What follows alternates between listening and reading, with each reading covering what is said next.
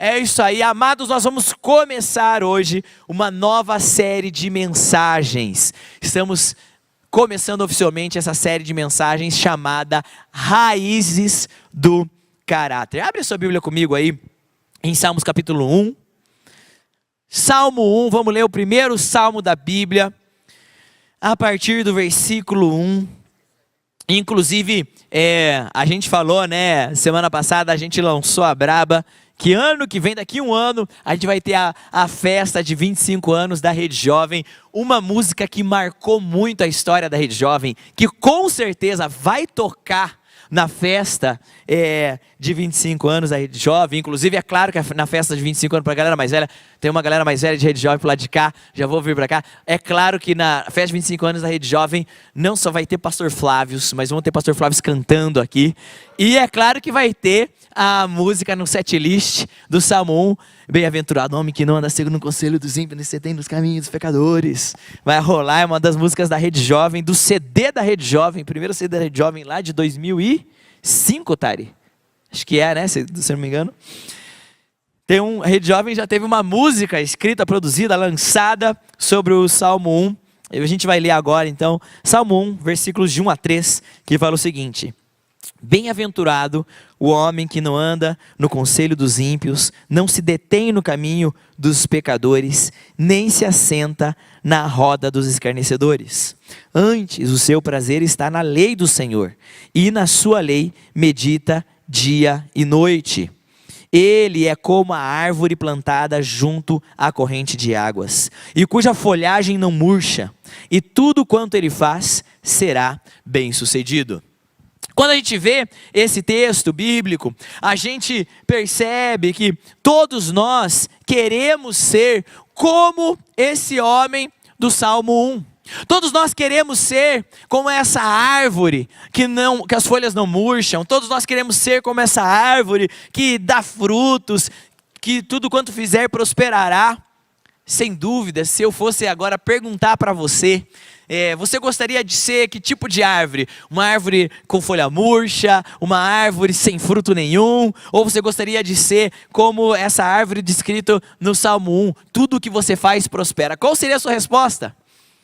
Com certeza você queria ser como a árvore do Salmo 1, ser como essa pessoa.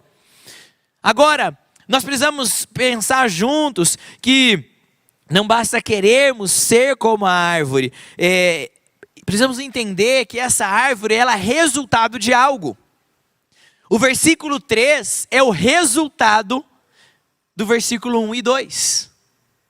Então, o homem que não anda segundo o conselho dos ímpios, não se detém no caminho dos pecadores, não se assenta na roda dos escarnecedores, antes tem o seu prazer na lei do Senhor, e na sua lei medita dia e noite.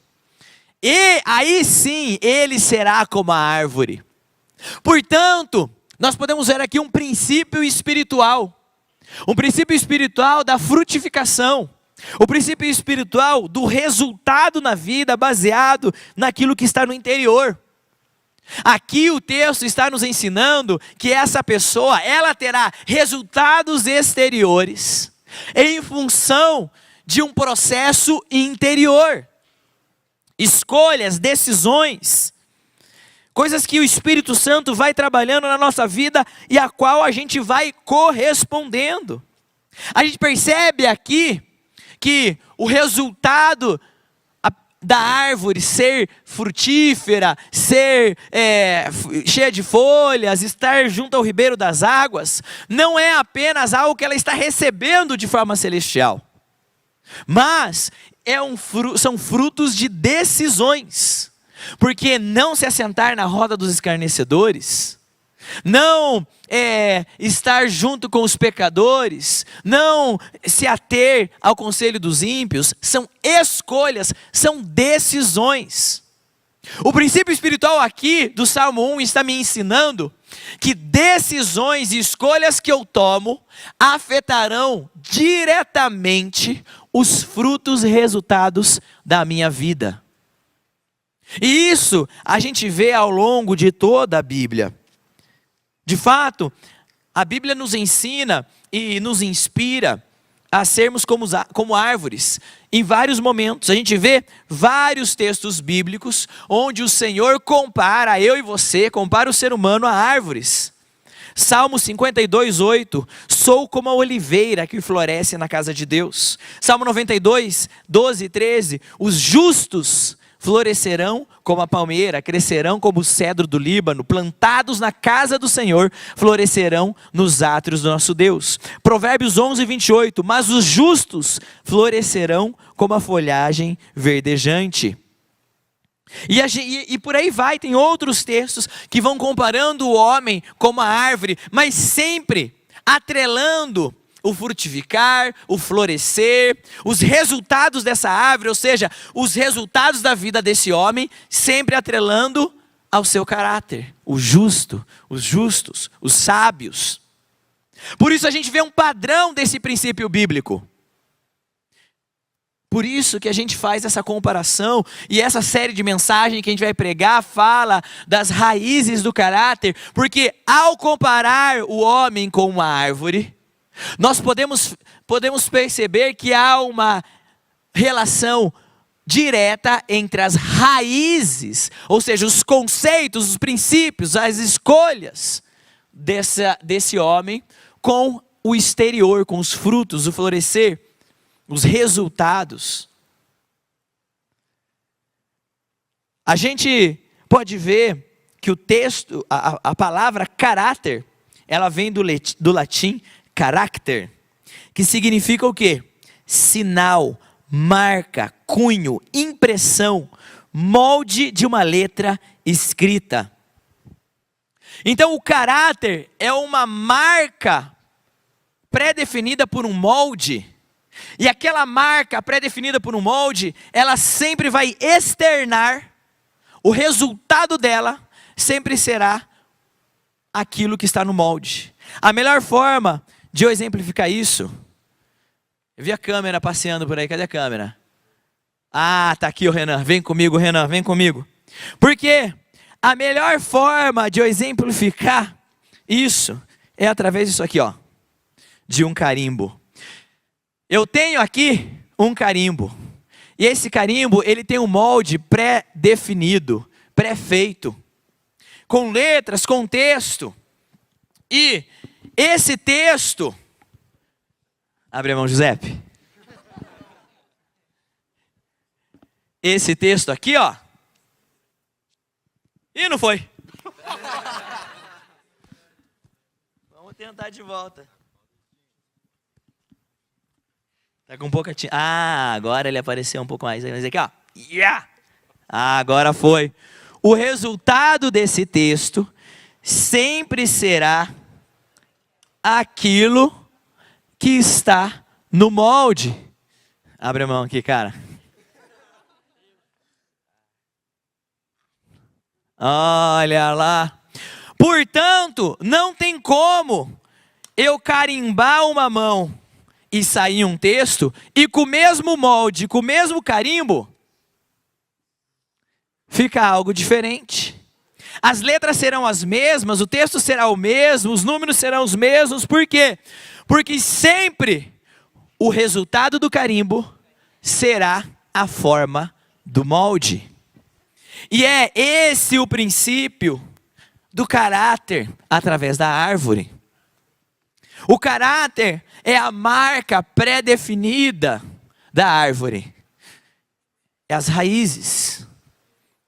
E os frutos é o texto escrito pelo carimbo.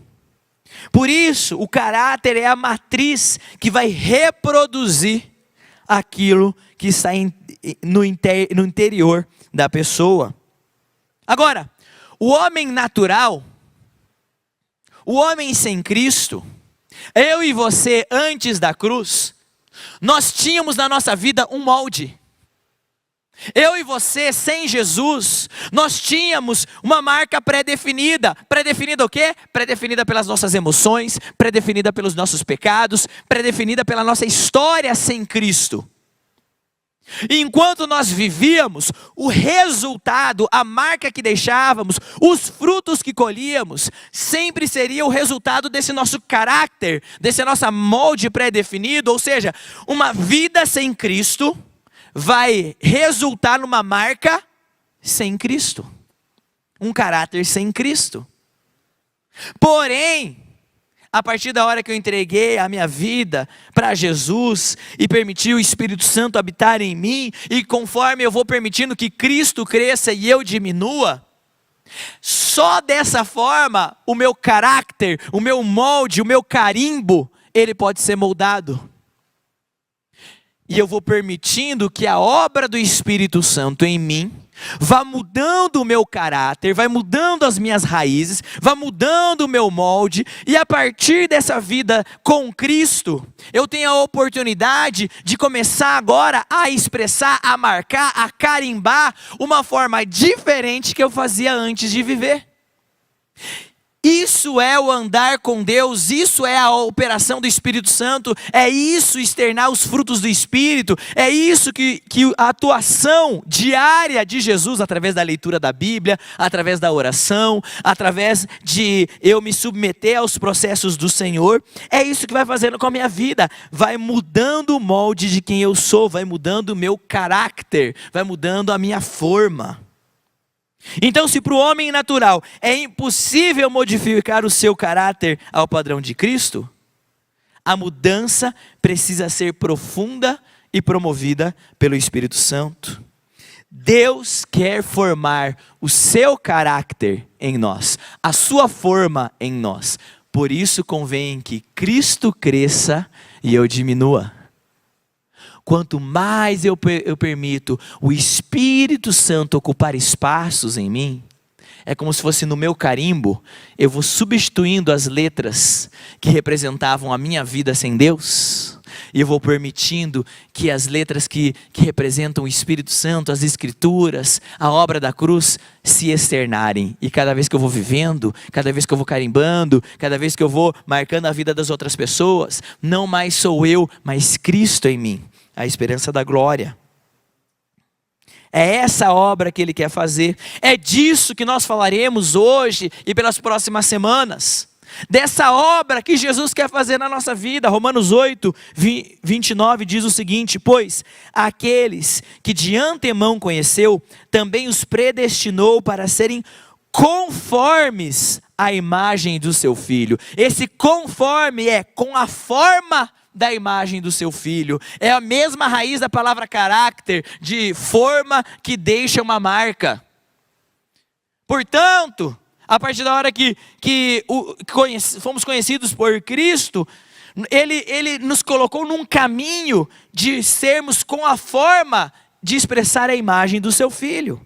Gálatas 4,19, meus filhos, novamente estou sofrendo dores de parto por sua causa, até que Cristo seja formado em vocês. E aqui Paulo está falando e nos ensinando duas coisas, reforçando esse princípio de que Cristo, Ele quer criar a forma em mim. Então Cristo seja formado em vocês, está falando de Cristo criar forma em vocês, ou seja, da minha vida ter a forma de Cristo, para que eu possa externar esses frutos da vida com Cristo. Então, andando dessa forma, eu vou permitindo Cristo em mim ser essa marca que externa Jesus. Agora, esse texto de Gálatas, Paulo também me ensina um segundo princípio, de que essa forma de Cristo é um processo. Ele está falando isso para a igreja. Eu estou sofrendo dores de parto até que Cristo seja formado. A formação do caráter de Cristo na minha vida não vai acontecer do dia para a noite. A gente às vezes queria que isso acontecesse, não é verdade? Não seria tão mais fácil se eu viesse aqui à frente, o pastor colocasse a mão em mim e pum, aconteceu algo agora. A partir de agora eu tenho o caráter de Cristo e tudo mudou de uma vez. Eu nunca mais vou dar bola fora, eu nunca mais vou fazer coisa errada, eu nunca mais vou externar nada que não seja da forma de Cristo. Mas não é assim que acontece. É um processo até que eu consiga. E como que eu vou conseguir, pastor?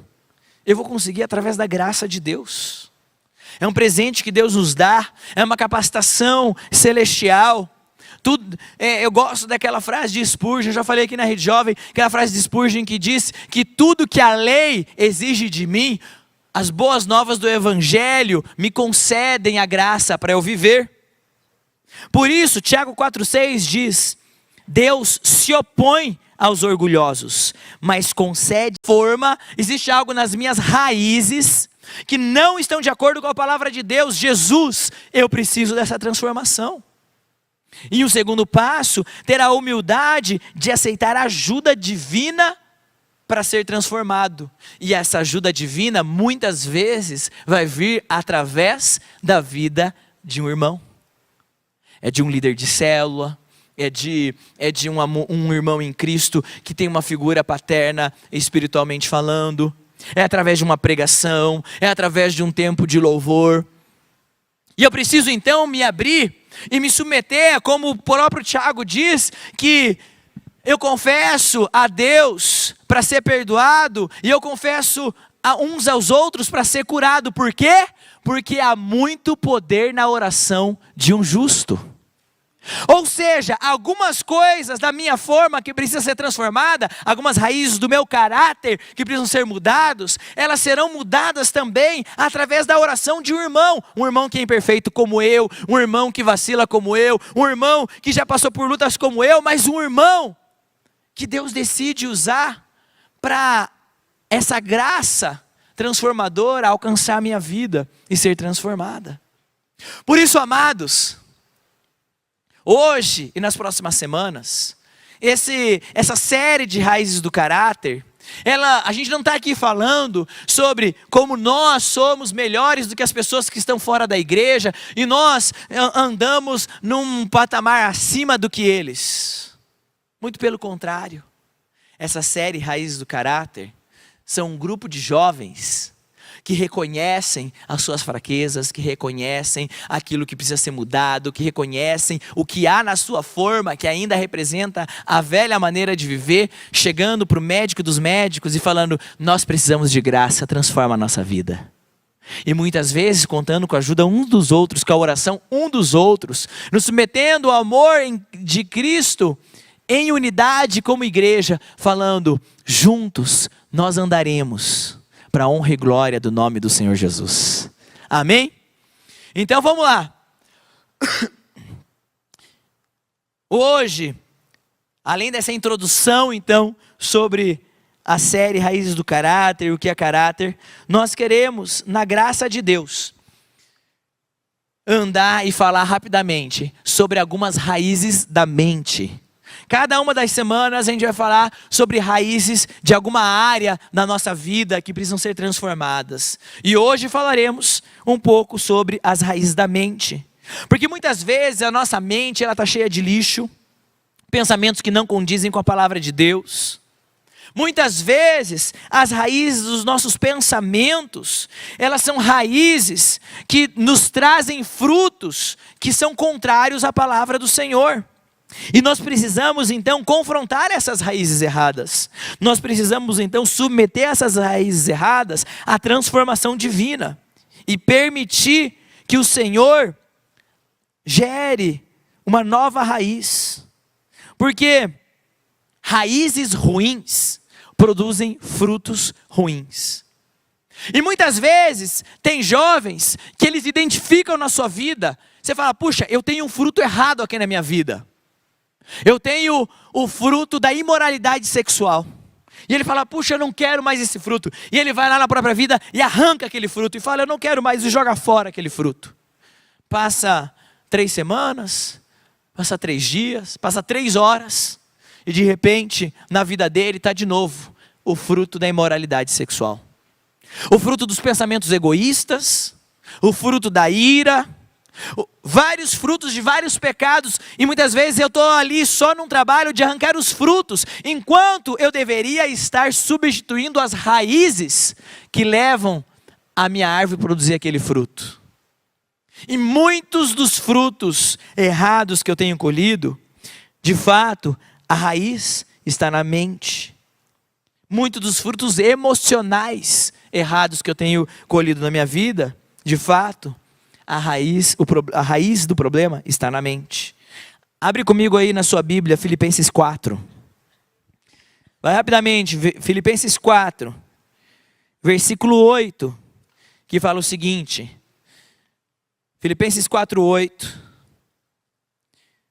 O texto diz o seguinte: quanto mais, irmãos, tudo que é verdadeiro, tudo que é digno, tudo que é justo, tudo que é puro, tudo que é amável, tudo que é de boa fama, se há alguma virtude e se há algum louvor, nisso pensai. E aqui o texto, ele lista algumas raízes da mente.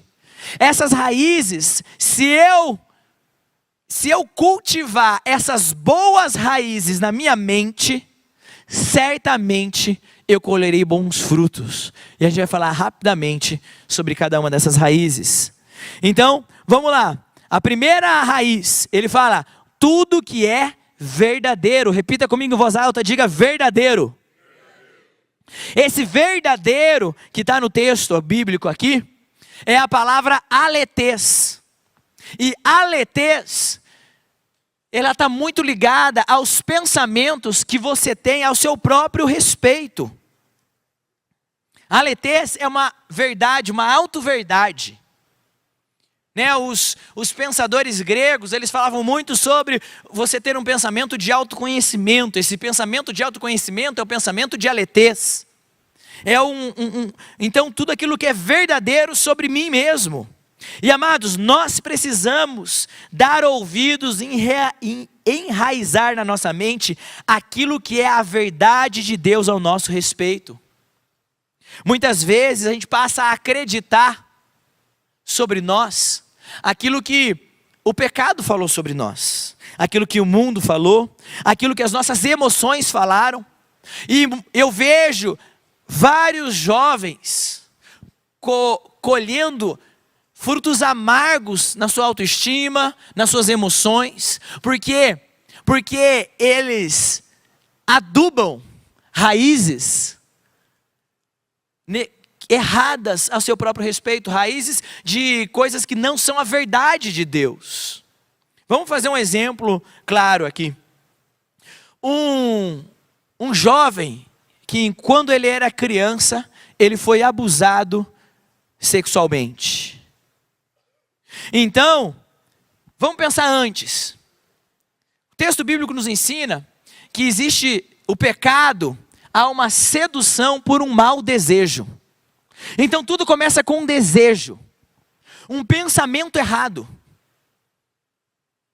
E quando esse desejo, esse pensamento errado, ele é concebido, ele dá luz ao pecado. Começa com um desejo, começa com um pensamento, começa com uma ideia errada. E ela dá luz ao quê? Ao pecado. E a gente sabe que o pecado ao ser consumado, o salário do pecado é o quê? O quê? O quê? Quem conhece essa do pregador Lu? Só eu e a Tari, eu acho. Você é das antigas. O salário do pecado é a morte. O quê? A morte. O quê? E a morte me afasta de Deus. Então, pegando esse princípio bíblico de que a sedução pelo mau desejo concebe o pecado que gera a morte, um jovem que quando era criança e foi abusado sexualmente, na infância, ele cultivou uma mente com culpa. Porque foi abusado, porque foi exposto à pornografia. Deixa eu falar uma coisa aqui, para todos que estão aqui nessa sala. Se você, enquanto criança, nos seus 9, 10, 11, 12, 13, 14 anos de idade, você foi exposto a qualquer situação sexual, você foi vítima de algum tipo de abuso, mesmo que tenha sido por outra criança. Porque nenhuma criança, na primeira, segunda infância, deveria ser exposta à imoralidade sexual. Mas o que a criança faz, ao invés de entender que na verdade ela foi vítima de um abuso, de uma situação que ela não deveria estar, o que acontece no lugar disso? Uma mente com culpa. E essa então criança entra na adolescência com uma mente com desejos. Então, durante a adolescência, vai passar aquela raiz de mente com culpa na imoralidade, leva a viver uma adolescência numa mente com desejos, que na juventude leva para uma prisão de mente impura, de atitudes impuras e de vida impura. Portanto, o que precisa ser trabalhado? O fruto da impureza ou a raiz da árvore de impureza na minha mente? É por isso que então esse jovem precisa, esse jovem então precisa começar desde a raiz e falar: Senhor, eu não quero apenas ficar lutando aqui com o fruto da imoralidade, eu preciso de uma metanoia, uma mudança de mente. Se você é um jovem aqui, talvez você desde a sua infância tenha trazido uma mente com culpa, na adolescência uma mente com desejo, e você tem lutado com uma mente que deseja coisas erradas. Eu quero que todos abram suas mãos aqui hoje, todos abram suas mãos. Eu creio que o Espírito Santo hoje está passeando nesse lugar, porque Ele é capaz de substituir as suas raízes hoje, as raízes do seu caráter. Não apenas você ficar lutando contra algumas atitudes externas e se sentindo como alguém que corre na esteira, mas o Senhor pode hoje, através da operação do Espírito Santo, através de você se abrir para receber essa cura, de receber oração, de buscar ajuda, o Senhor pode trabalhar naquela raiz, e a partir de agora você pode conceber outros pensamentos verdadeiros de que você é santo, de que você é filho de Deus, de que você não é um pecador lutando para um dia ser santo, mas você é um santo que vive numa luta contra o pecado, e em Cristo Jesus você é mais que vencedor. Se você crê nisso, diga amém. A segunda raiz que aquele texto de Filipenses 4:8 nos ensina é tudo aquilo que é verdadeiro, tudo aquilo que é digno. E o texto, quando fala sobre tudo aquilo que é digno, ele usa essa palavra aqui, seminos. E seminos está muito ligado aos pensamentos que você tem em relação aos princípios cristãos. Seminos significa aquilo que é reverente, venerável. Em outros textos bíblicos, por exemplo, em 1 Timóteo 3, do 8 a 11, fala o seguinte: os diáconos igualmente devem ser dignos, devem ser seminos, homens da palavra, não amigos de muito vinho ou de lucros desonestos, devem apegar-se ao ministério da fé com a consciência limpa, devem ser primeiramente experimentados, depois, se não houver nada contra eles, que atuem como diáconos. As mulheres igualmente sejam dignas, sejam seminos, não caluniadoras, mas sóbrias e confiáveis em tudo. Então, veja, a palavra seminos é um tipo de pensamento que sempre está atrelado, está ligado a princípios cristãos. Por isso, jovem, você deve ocupar a sua mente, sempre tentando procurar onde está um ensinamento bíblico nessa situação. O que Deus quer me ensinar através disso? Sabe, isso é um hábito que eu aprendi a cultivar. Onde eu estou, o que eu estou vivendo, eu sempre estou tentando procurar o que Deus está tentando falar comigo aqui nisso. Onde tem um princípio bíblico escondido aqui.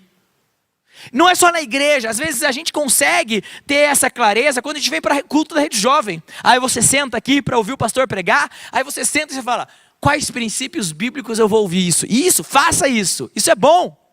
Agora não faça isso só aqui, só sentado na cadeira. Quando eu vou no cinema, assistir um filme, eu sento lá e fico pensando: o que Deus pode me ensinar através? Será que tem algum princípio bíblico aqui? Quando eu estou no trânsito, eu fico olhando e vejo alguém cedeu espaço para outra pessoa na faixa. Puxa, isso aqui é um princípio bíblico, ele foi generoso. Ele não se apegou à faixa só para ele deu o lugar, ele deu a vez. Quando eu passo por situações boas na minha vida, quando eu passo por situações ruins, eu sempre fico pensando, onde está o princípio bíblico? Eu já trouxe esse vídeo na Rede Jovem um tempo atrás, mas eu quis trazer hoje porque é um grande aprendizado, a gente precisa aprender com os grandes heróis da fé. Nós tivemos um grande herói da fé que recentemente nos deixou, mas ele deixou um grande legado para a gente, que é o Billy Graham. E eu amo esse vídeo dele, onde ele conta o testemunho. Aqui ele já está mais ao final, né, da vida dele, nem tanto, já lá em 1998, viveu mais uns 15 anos pelo menos. E ele viveu os últimos, 15, 20 anos da vida dele com uma doença. Uma doença que foi piorando, não regredindo ao longo dos anos. E ele foi no principal programa de entrevistas dos Estados Unidos. E o entrevistador faz uma pergunta direta para ele. Tá, você tem uma doença que só vai piorar. Você serviu a Deus a sua vida inteira. E agora você não fica de cara com Deus? Vamos ver como ele... Opa! Vou voltar, acho que eu vou ter que ir no dedo aqui.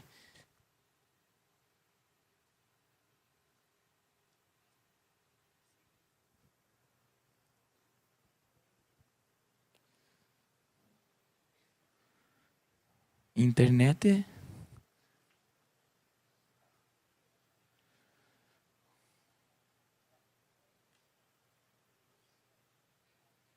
Bom, vocês não estão ouvindo, mas você pode ler.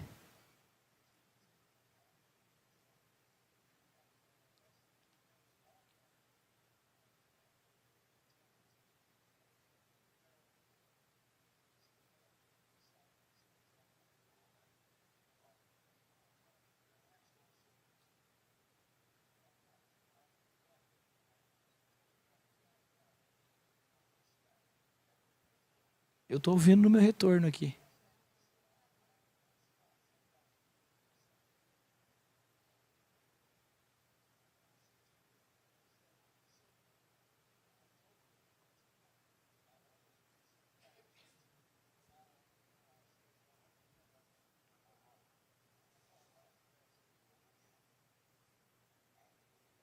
Agora, você fica bravo com Deus por causa da dor?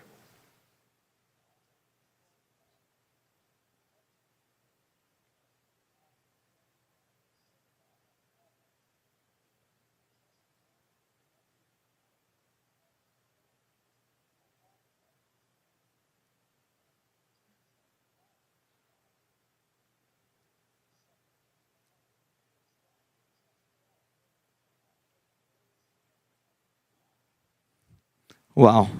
Manda salva de palmas pela vida desse homem.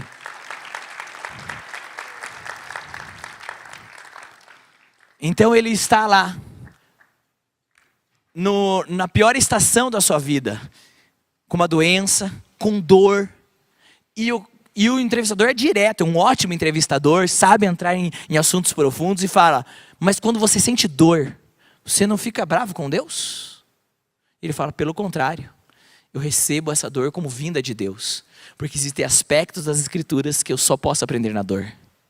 Sabe, amados, ter o nosso pensamento, permitir que tudo aquilo que é digno ocupe a nossa mente, é nós encontrarmos as coisas dignas, mesmo nos nossos piores dias, encontrarmos princípios cristãos, mesmo onde os outros não encontraram. Amados, Rede Jovem, vem para cá.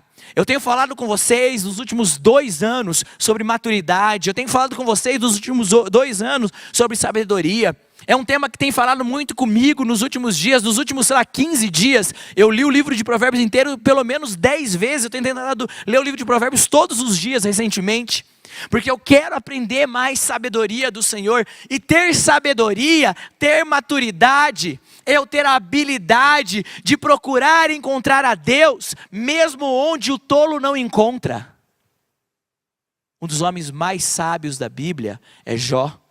Enquanto seus amigos estavam apenas vendo as situações ruins e falando para ele, amaldiçoe o seu Deus, Jó permanece firme, louva a Deus, e no final das contas, nenhum deles sabia o contexto todo. Nós que lemos a Bíblia, nós sabemos o que estava acontecendo. No final das contas, os piores dias da vida de Jó, nada mais eram do que o Senhor permitindo Jó de glorificar a Deus e mostrar o quão ele era fiel ao Senhor.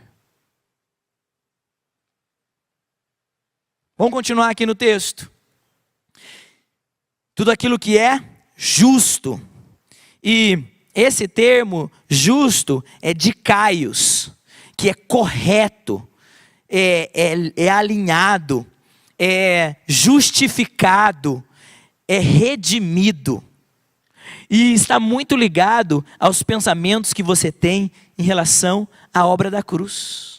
Pensar constantemente na obra da cruz vai me lembrar de que existe esperança para a minha vida. Quando eu olho para os frutos errados da minha vida, mas eu me lembro da obra da cruz, eu consigo ser liberado para perceber que em Cristo há uma forma da minha vida ser corrigida. E se as raízes do meu pensamento estão não mais no lugar terreno, mas estão passando pela terra da cruz, estão adubadas pelo sangue que escorre da cruz, eu vou me permitir ter novos pensamentos, pensamentos que são redimidos pela obra de Jesus. E aí, a gente vê aquele diagrama ser transformado. Eu tenho um pensamento que tem inspiração pela salvação. E um pensamento que é inspirado pela salvação, ele dá a luz ao chamado. A gente viu isso na vida dos discípulos. Vidas comuns, vidas terrenas, carimbos, que só expressavam uma vida sem Deus, mas quando eles passam pela salvação, o que vem o chamado, e o chamado ao ser consumido gera o servir, e o servir me dá propósito. E com isso, eu tenho um novo tipo de pensamento a meu respeito, com isso eu tenho um novo tipo de frutos a entregar, com isso daqui a pouco a minha vida que era egoísta, eu que vivia só para mim mesmo, eu estou dando frutos, estando aqui nas águas do batismo, mergulhando os meus amigos que eu ganhei para Jesus.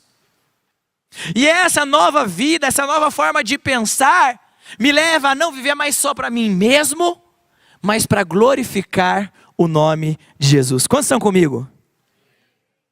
Então tudo aquilo que é justo, tudo aquilo que é justificado pela obra da cruz, tudo aquilo que é puro. E a palavra aqui é agnus. Agnus é um termo falado livre cerimonialmente, santo, sagrado. Estão ligados aos pensamentos relacionados às suas intenções e desejos. E aqui eu vou começar a pedir, Senhor, enraiza na minha mente, me libera para eu ter pensamentos que são inspirados lá no céu. Amados, olha para mim, porque isso aqui é muito importante para todos nós aqui. Olha para cá, olha para cá, olha para cá. Você não foi salvo para pensar igual um perdido. Você não foi salvo para pensar igual uma pessoa mundana. A gente vê que Deus, quando Ele chama pessoas para serem o seu povo, o que Ele faz? Ele dá novos parâmetros, Ele dá um novo jeito de viver. E a gente vê na sombra, que é o Antigo Testamento, quando Ele pega o seu povo, o povo de Israel, Ele dá uma lista de coisas, de como eles viveriam, andariam, falariam, quais dias eram os dias que eles separariam para o Senhor, quais eram suas festas. Por quê? Através dos mandamentos, Ele diz: e todos verão que vocês são o meu povo e que eu sou o seu Deus. E agora, na nova e eterna aliança, através do pensamento justificado, ou seja, através da obra da cruz, eu, como povo, eu tenho uma nova forma de pensar. Uma nova forma de pensar que não é igual a do meu amigo da faculdade. Uma nova forma de pensar que não é igual os meus colegas de trabalho, não é igual os meus primos que não são salvos ainda, não é igual o influencer que não conhece a Cristo, não é igual o meu amigo do futebol. A minha forma de pensar é diferente. Se eles pensam sempre de forma maliciosa, eu penso sempre de forma santa. E eu vou pedir então para o Senhor esses pensamentos de impurezas serem transformados por pensamentos de pureza. E é esses pensamentos que eu vou alimentar. Então eu quero te dar uma dica.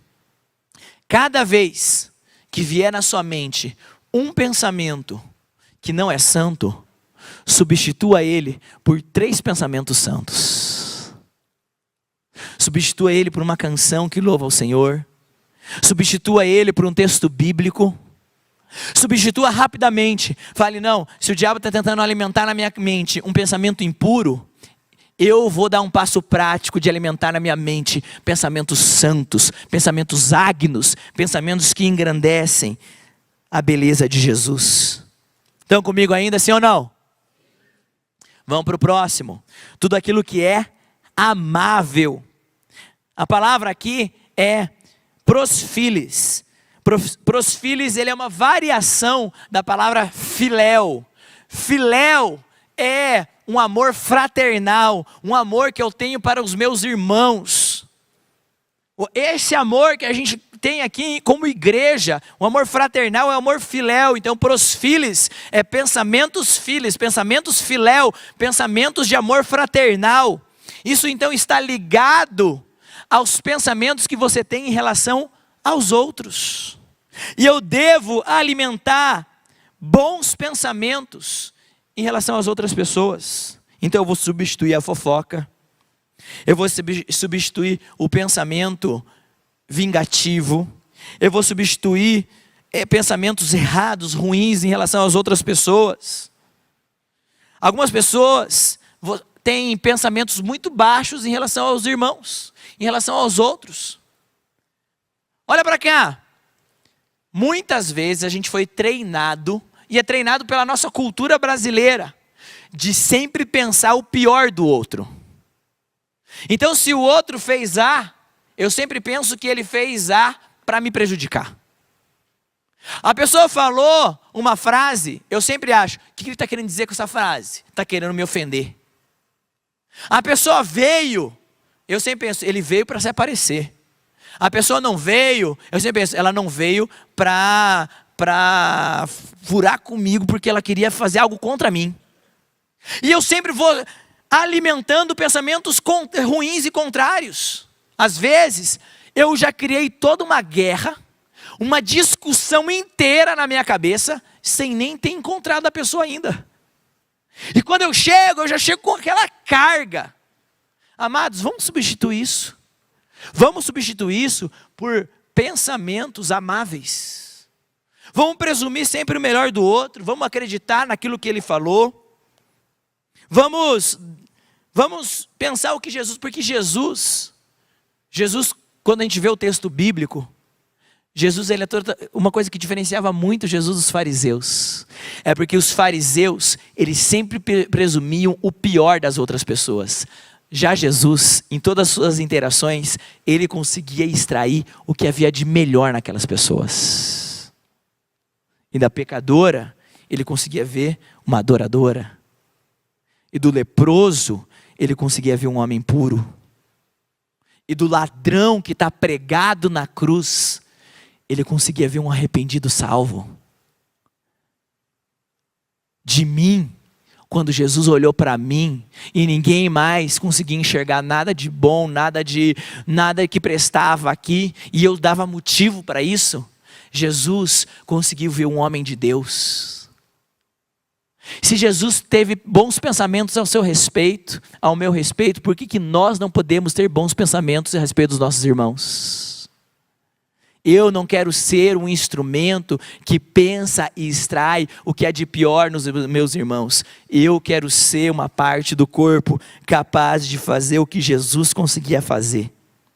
Eu quero trocar o que está na minha mente. Sabe por quê, amados? Porque isso vai abençoar os meus relacionamentos.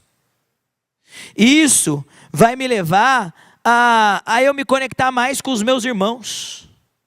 Uma pessoa com poucos pensamentos amáveis é uma pessoa com poucos relacionamentos saudáveis. Porque se eu não sou capaz de nutrir pensamentos amáveis em relação aos meus irmãos, os meus relacionamentos serão frágeis, eles ruirão facilmente. Eu me pergunto quantos casamentos foram destruídos porque um ou outro começou a se concentrar nos pensamentos ruins e negativos a respeito do seu cônjuge.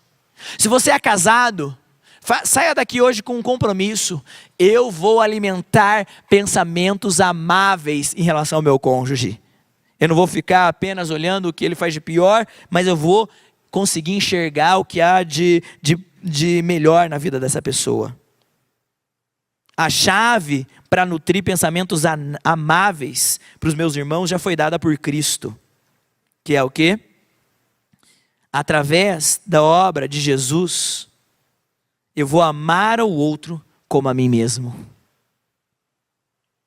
E para terminar, não, ainda tem mais dois, isso? Não, mais um. Para terminar, vamos, tudo aquilo que de boa fama. De boa fama é que tem um bom relatório. Eufemos, está muito ligado aos pensamentos que você tem sobre ações e conquistas. Sabe o que é isso daqui? De bom relatório. São pensamentos que, se eles forem concretizados, alguém vai dar glória a Deus. Esse é o de boa fama. É que se há algum louvor, se há alguma virtude, eu devo nutrir na minha cabeça pensamentos, coisas que, se eles se tornarem ações, se eles tornarem frutos, as pessoas ao redor vão poder falar, glória a Deus. Pense isso sobre a sua vida. Pense isso das pessoas que estão ao seu redor.